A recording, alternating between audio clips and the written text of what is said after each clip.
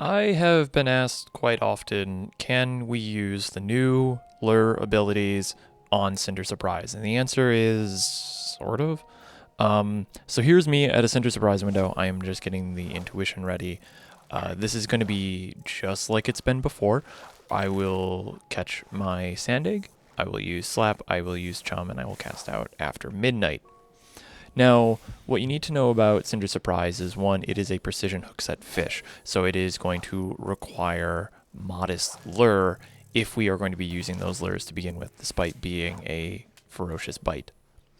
The second thing you need to know is there is only one instance where you will actually be able to use modest lure, and that is when we leave the Cinder Surprise bite window, which with chum is at most 7 seconds, or about 18 to 20 without chum. And there's only one fish that will actually push us past that, which will be Hornhelm, which is the only strong bite. So coming up here, I will cast out, I will use chum, and now I'm going to wait. And if I see when I see 10 seconds come up on my cast macro in my chat, I will use modest lure. I've now re-rolled into a completely different fish because we knew that was going to be Hornhelm, and it wasn't Cinder Surprise, not really shocking there, but that is how you use the lures. We are using it for the re-rolling ability. It does work on big and legendary fish. This is actually how the new Lv.100 method works, and actually the impact on the Lv.100 method is much bigger, but for this one, it ends up maybe getting you roughly 1 or 2 extra casts per window, but it is 1 or 2 extra casts that you weren't necessarily getting beforehand. It really depends on how often the Hornhelms bite.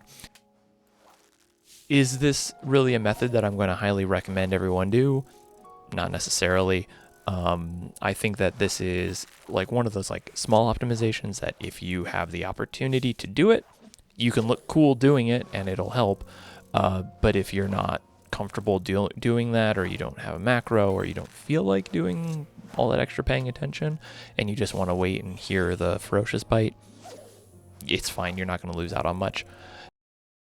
I will continue to do this window the old way, which is just slap and chum. I'll keep the sand egg slapped. I will use chum as much as I can.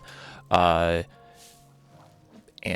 whenever I get a bite that is at 10 seconds or as soon as my macro hits 10 seconds, I will use modest lure again, which I do here.